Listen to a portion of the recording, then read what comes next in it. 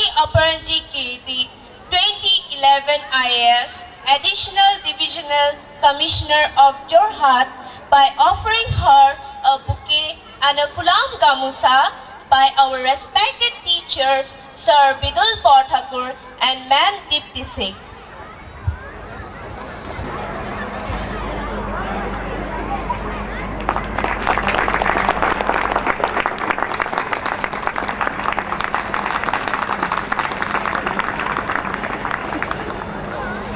Now, we humbly request her to share his words with us. Members of the Don Bosco family and the light and life of today's program, which is Bosco Night, my little children. Good evening to all of you.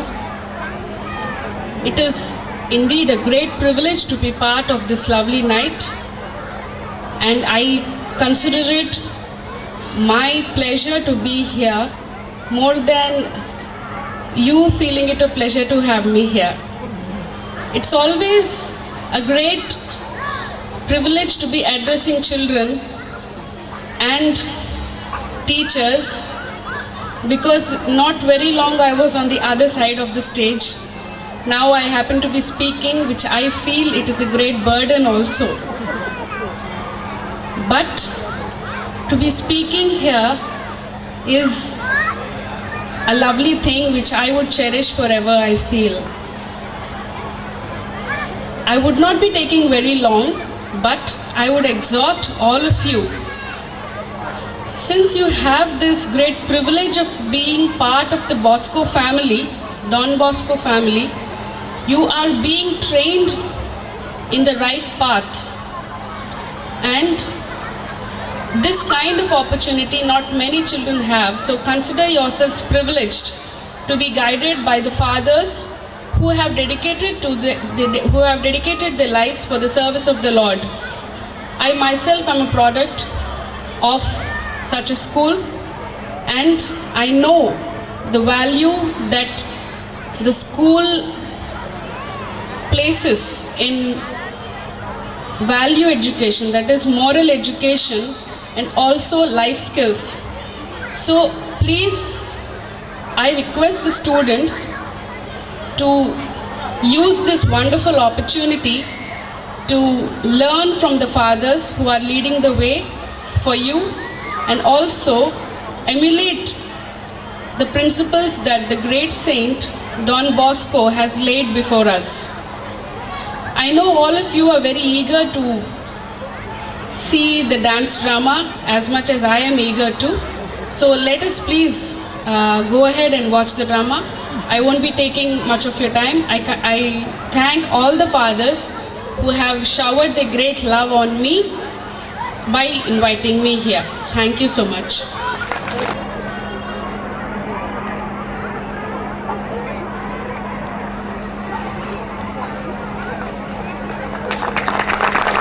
We also humbly request him to share his words of wisdom. I was happy to know the theme of today,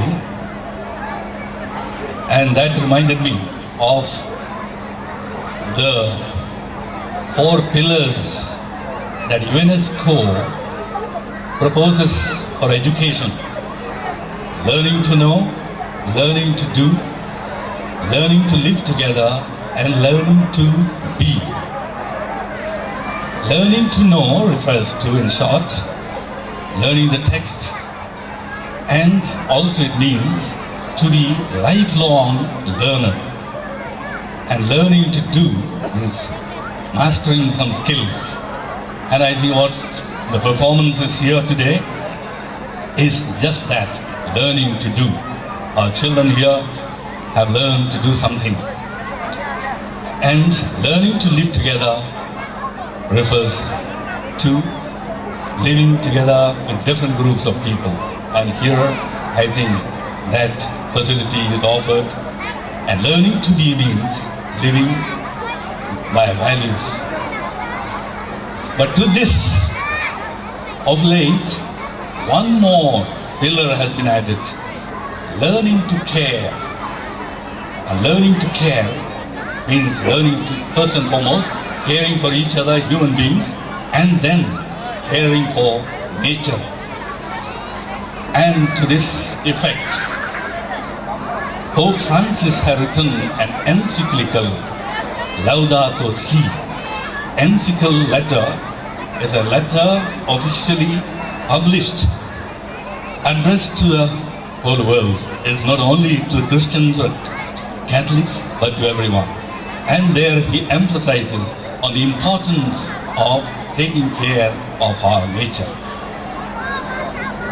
And so, the theme, according to the theme of today, I think it is good that the school have chosen this, and I really congratulate them to make us all aware of this important aspect of our life, to take care of nature.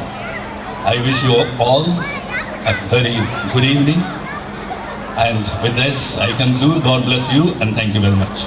অসমীয়াৰ সমাজেদি বিৰামহীনভাৱে বৈ যোৱা ব্ৰহ্মপুত্ৰ আৰু বৰাকৰ দুয়ো পাৰ বহুজন মহাপুৰুষ আৰু মহামনীষীৰ সৃষ্টিৰে পুষ্ট।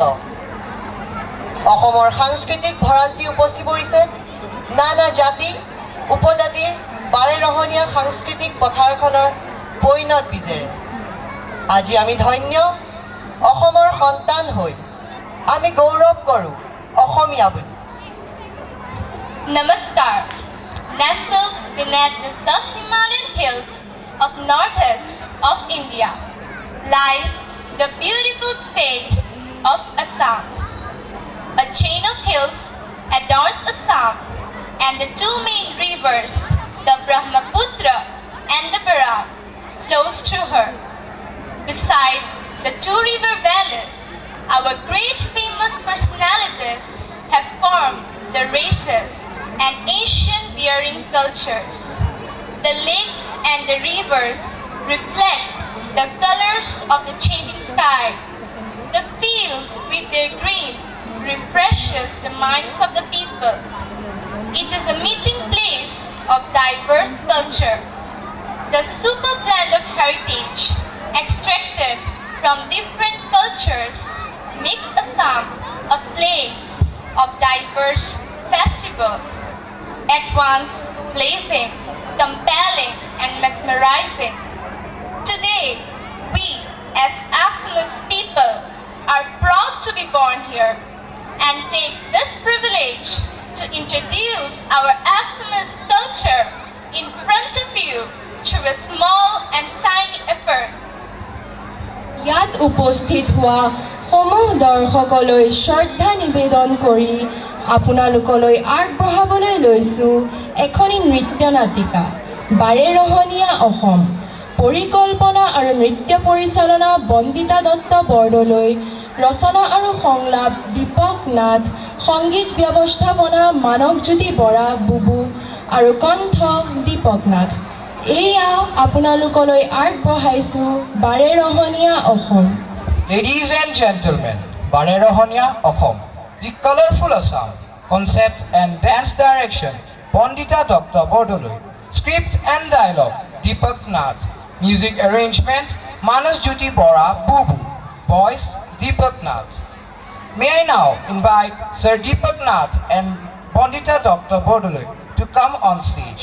I would also request Sir Vicky and Sir Roderick to present them a Pulam Gamucha and a bouquet.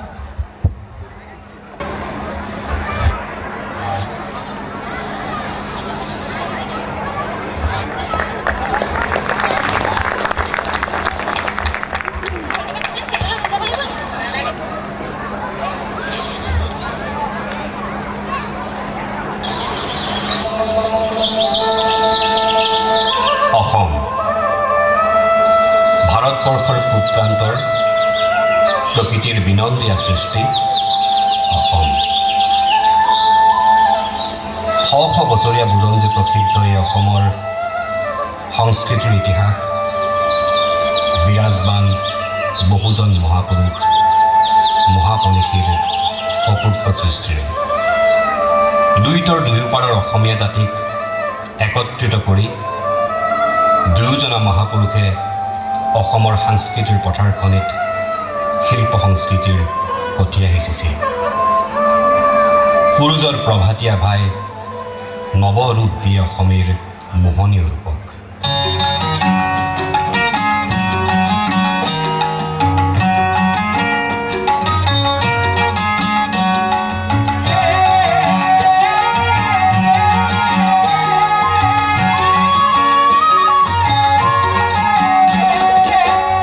Assam আমাৰ ৰূপহী গুণৰো নাই শেষ ভাৰতৰে পূৰ্ব দিশৰ সূৰ্য উঠা দেশ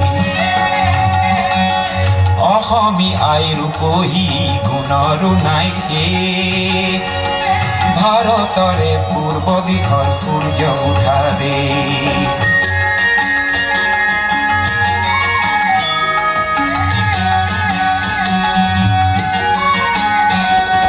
গোটেই জীৱন বিচাৰিলেও অনেক দিবস ৰাতি গোটেই জীৱন বিচাৰিলেও অনেক দিবস ৰাতি অসম দেশৰ দৰে নেপাওঁ ইমান ৰসাল মাটি চিৰ বিনন্দিয়া তোমাৰ সেউজ পৰিৱেশ ভাৰতৰে পূৰ্ব দিশৰ সূৰ্য উঠা দেশ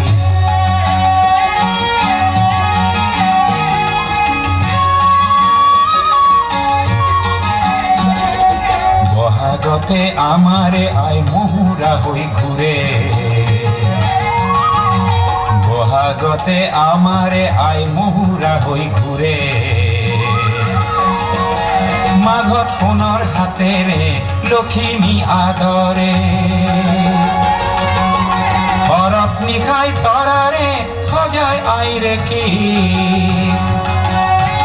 ও ভাৰতৰে পূৰ্ব দিশৰ সূৰ্য উঠা দেশ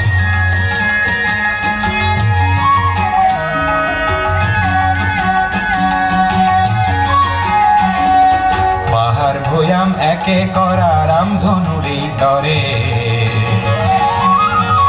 তোমাৰ ভাষাৰ মৰমবোৰে মিলন সেতু গঢ়ে লোহিতৰে বহল পাৰক পাত কৰোঁ লোহিতৰে বহল পাৰক পাত কৰোঁ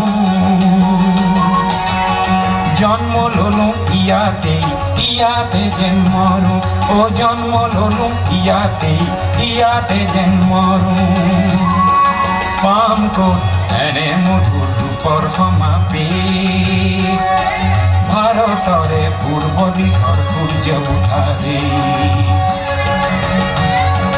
অসমী আই ৰূপহী গুণৰো নাই শেষ ভাৰতৰে পূৰ্ব দিশৰ সূৰ্য উঠা দেশ অসমী আই ৰূপহী গুণৰো নাই শেষ মূল্যায়ন কৰি তুলিছে আৰু সৃষ্টি হৈছে এক তীৰ্থ মহামিলনৰ তীৰ্থ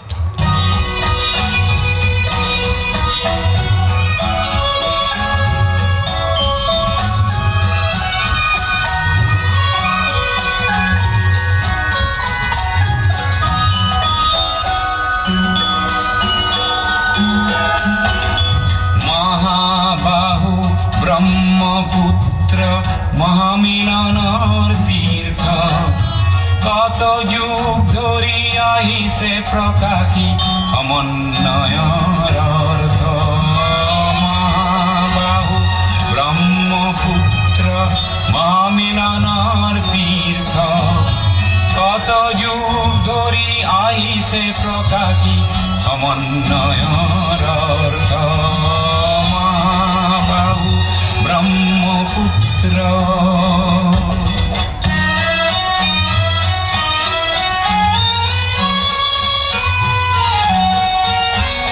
সুদূৰ কন্যকুব্জৰে পৰা বাৰ ভূঞা আহিছিলে এই বংশতে শংকৰ দেৱ ইয়াতে জনমিলে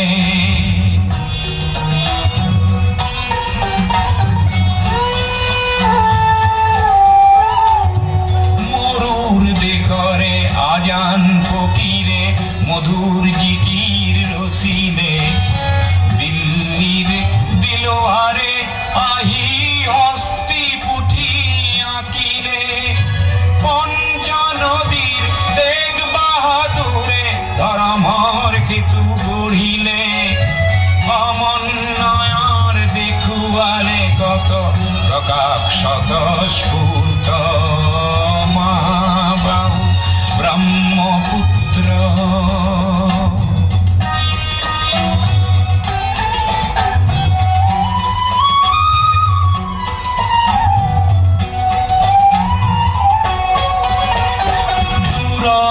বাচিতে শৰাই ঘাটতে কতৰুৱা গছিলে জাতি ধৰ্ম ভাষা সবাকে সদে প্ৰেমেৰে বান্ধিলে কিৰাত পুত্ৰ বিষ্ণু ৰাভাই মাটিৰ কৃষ্টি দিয়ালে সমন্বয়ৰ দেখুৱালে কত প্ৰকাশত স্ফূৰ্ত মহাবাহু ব্ৰহ্মপুত্ৰ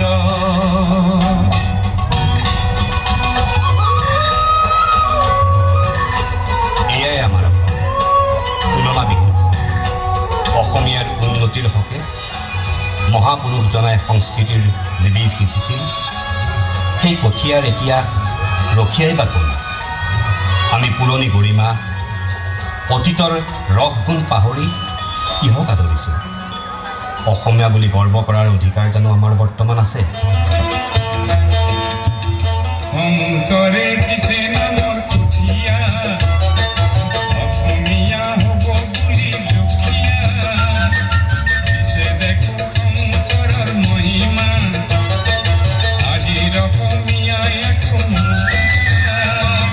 কি হৰে ৰাগিনী পালা অসমীয়া কি হৰে ৰাগিনী পালা কি হৰে ৰাগিনী পালা অসমীয়া কি হৰে ৰাগিনী পালা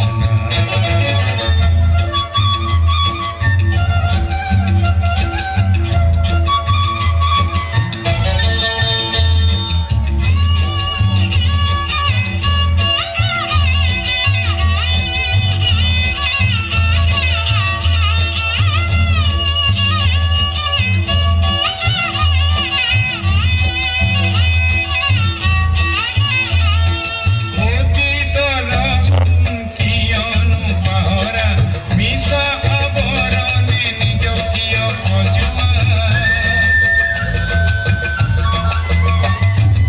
অতীতৰ কিয়নো পাহৰা মিছা আৱৰণে নিজক কিয় সজোৱা দক্ষিণাথৰ ভাষা তুমি নিশিকা কোষৰ শব্দ কোনো বুজা শেক্সপিয়াৰ শ্ৰেণী বুলি চিঞৰা সত্ৰীয়া নাট গীতক নুবুজা কি হৰে ৰাগিনী পালা অসমীয়া কি হৰে ৰাগিনী পালা এই অসমক লৈ আমি গৌৰৱ কৰোঁ ইয়াৰ বতাহ পানী খাই আমি ধন্য বাৰে ৰহণীয়া সংস্কৃতিৰ সমাৰোহেৰে পুষ্ট অসমৰ 600 বছৰীয়া ইতিহাস গৰকি যি গৌৰৱ যি সন্মান সেয়া আমি অটুট ৰাখিম